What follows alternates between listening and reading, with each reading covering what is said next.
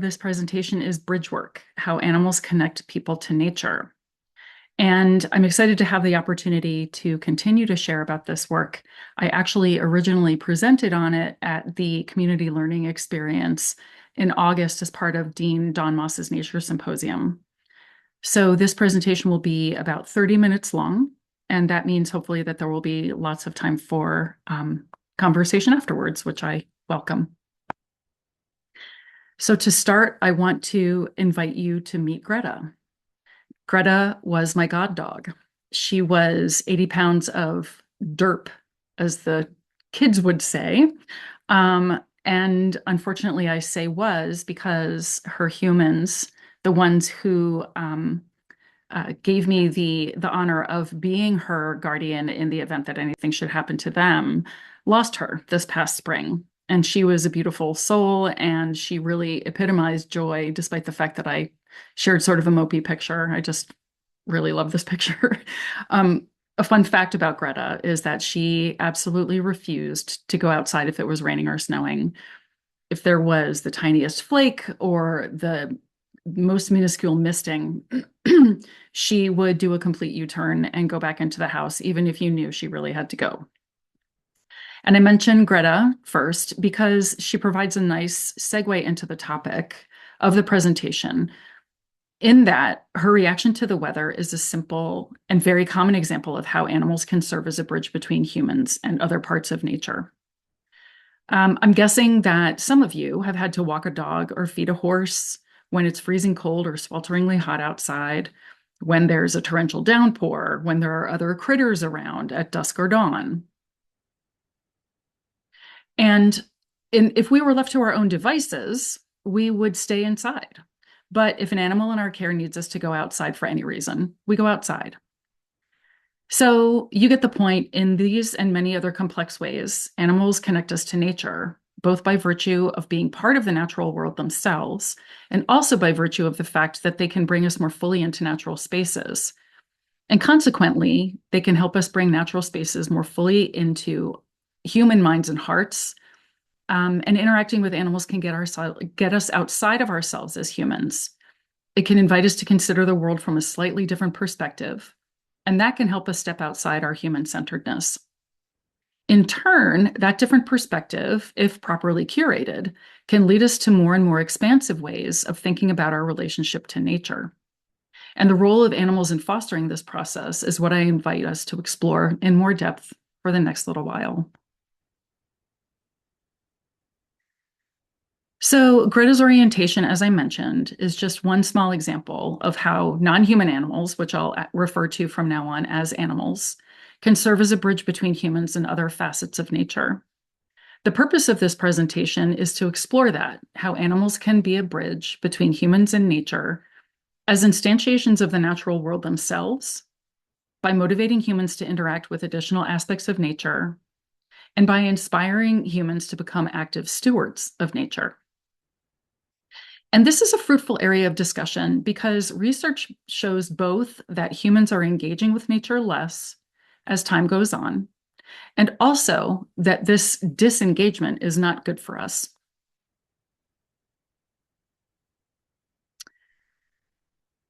So next, I would like to share the assumptions I'm making that underpin this exploration about what I'm calling bridge work. The first one is that the following are desirable goals: nature conservation, nature preservation, and increasing the number of humans and the level of appreciation of humans for the interconnectedness of humans and nature, and subsequently their commitment to the preservation and conservation of nature. The second assumption is that the reason that these goals are desirable is that they contribute positively to human health and well-being. Humans can be positively affected by small stimuli in this regard, in addition to more major interactions. So for example, a visit from a therapy animal when we're in the hospital can be very healing, but so can simply watching a butterfly or petting a cat. And in other words, interactions with animals do not have to be grand or in the context of illness or injury in order to be healing.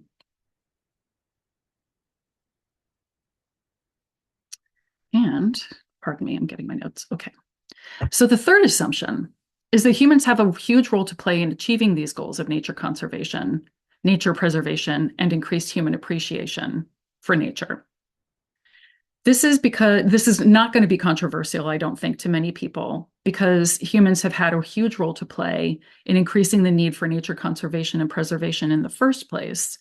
And this may be exacerbated by a decreased appreciation for the interconnectedness of humans and nature.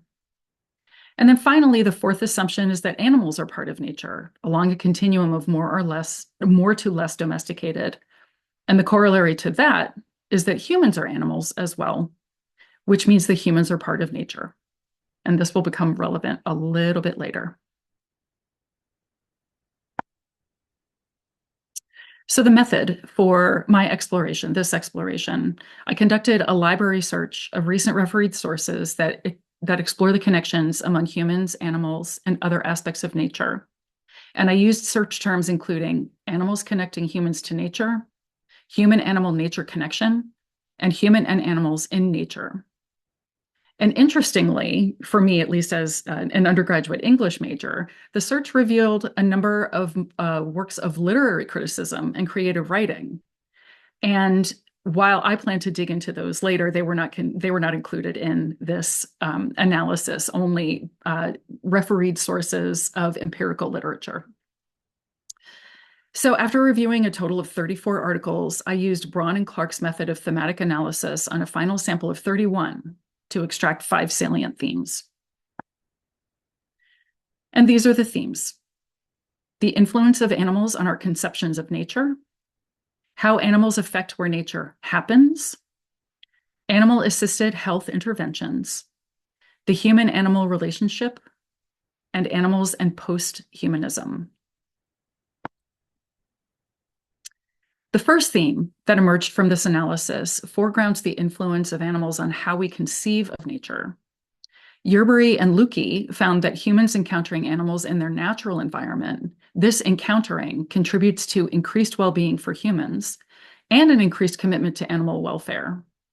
And by extension, an increased commitment to conservation and preservation activities in general.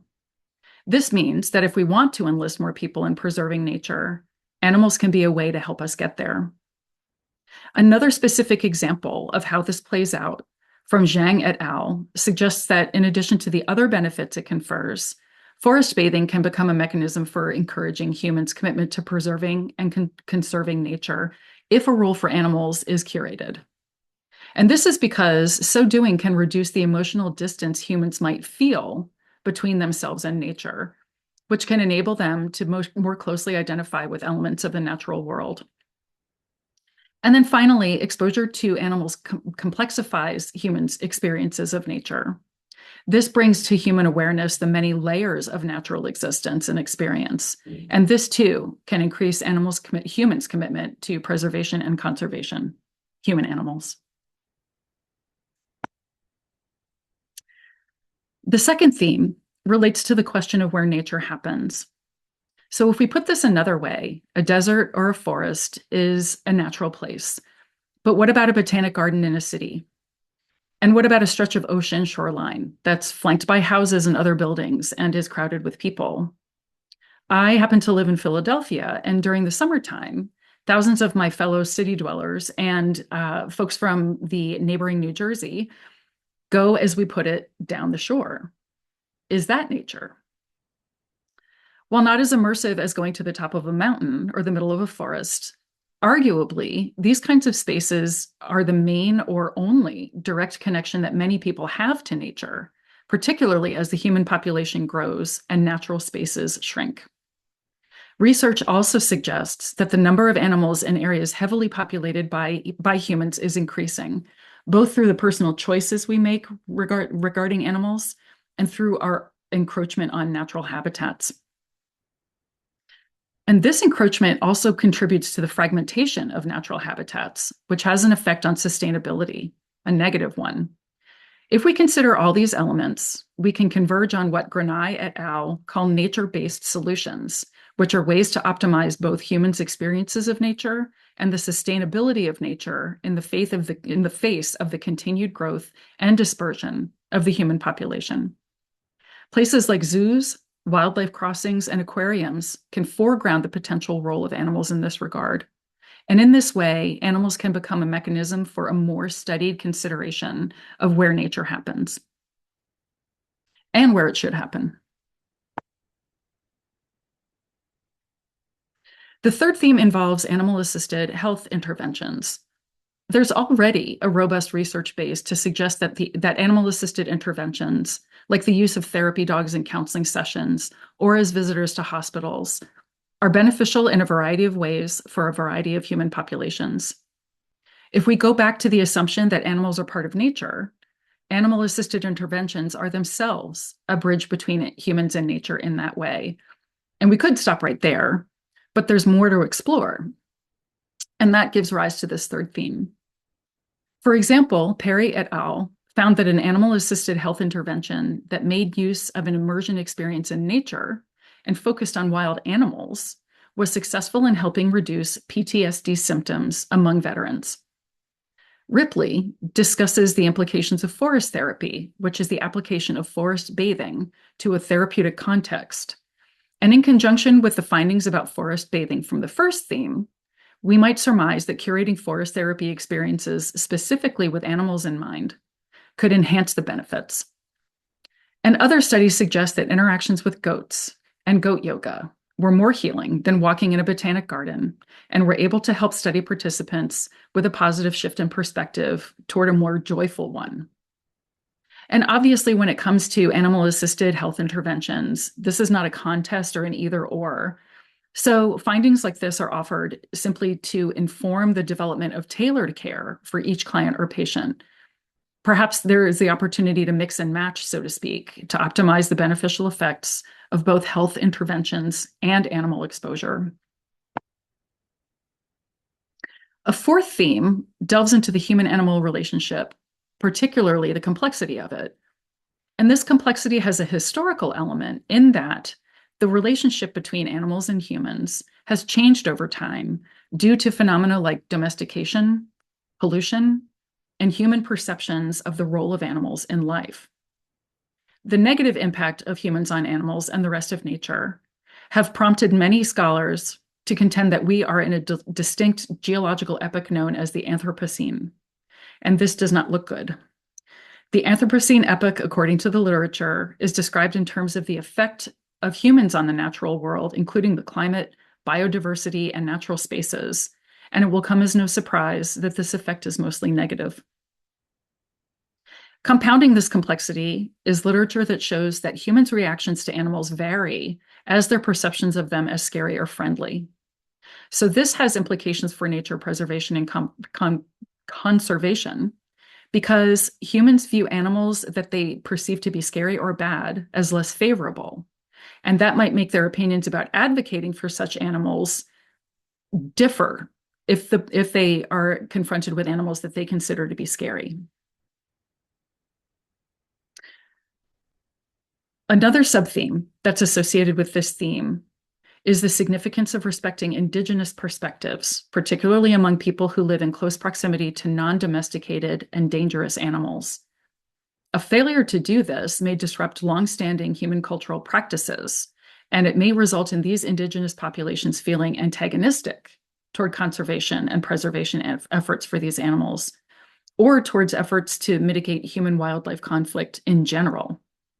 A better model is to account for indigenous and local practices in any conservation and preservation efforts to reduce alienation, improve the ethical footprint for everyone, and respect a variety of needs and values.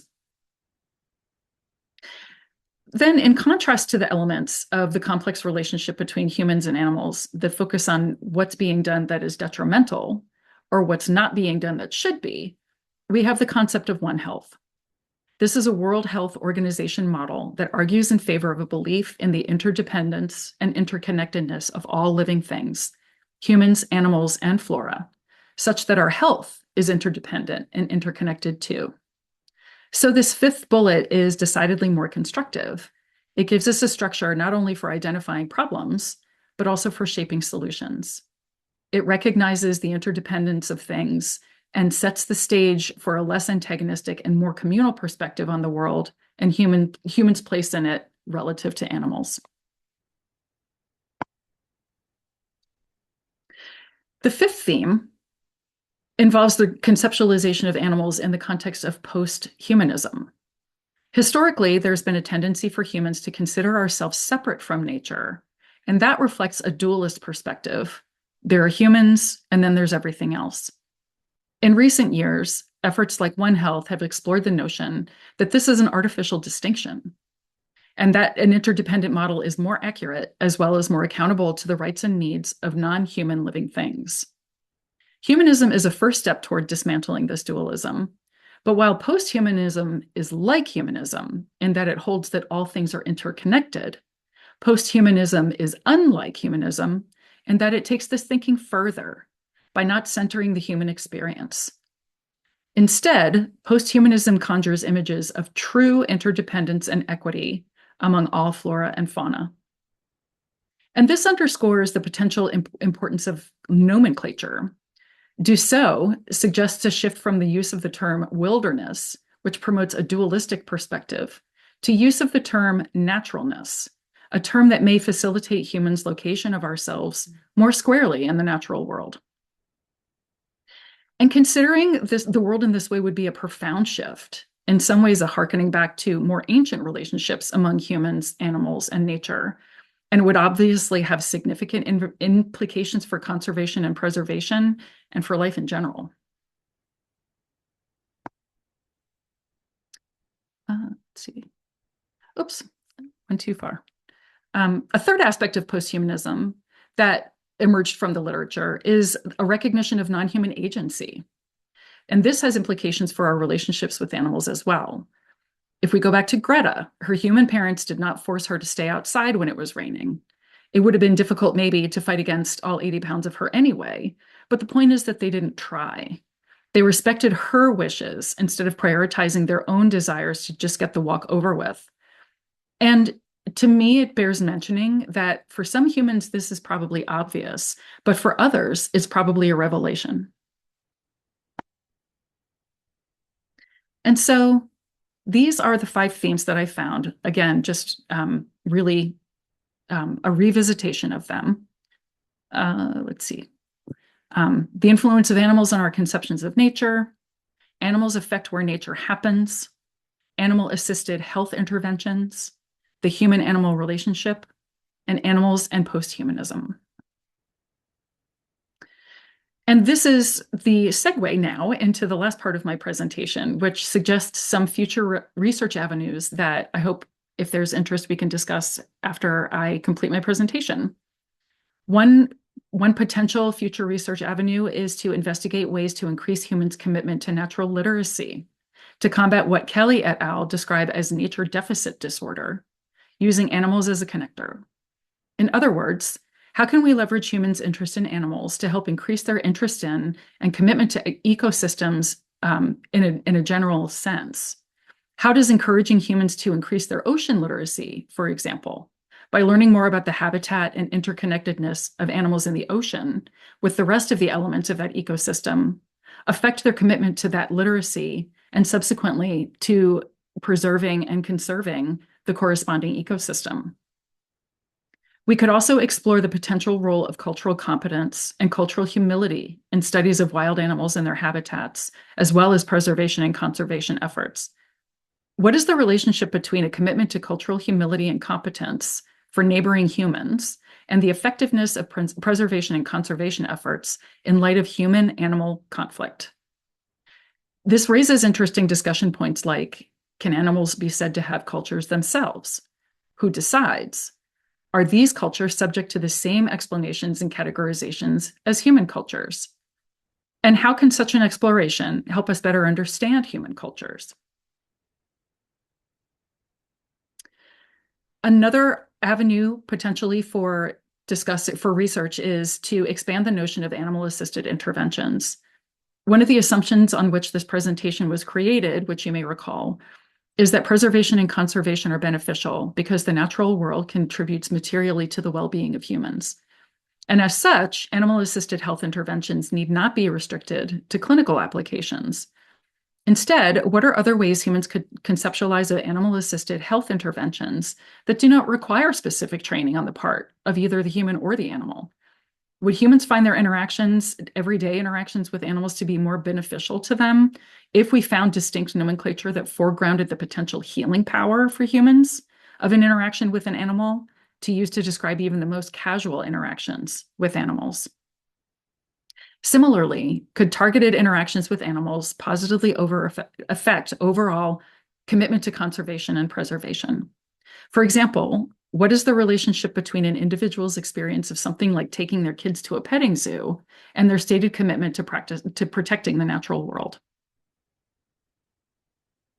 And finally, what would it look like to view animal care, training, and husbandry, as well as nature conservation and preservation, through a post-humanistic lens? What aspects of such a view would be sustainable and what might not? What would a post-humanistic Saybrook look like? It's clear to me that there are many fruitful avenues of research to continue this discussion of animals as a bridge between humans and the rest of nature. And I would like to conclude my presentation now and invite some discussion if there are questions or comments. Thank you so much for your kind attention.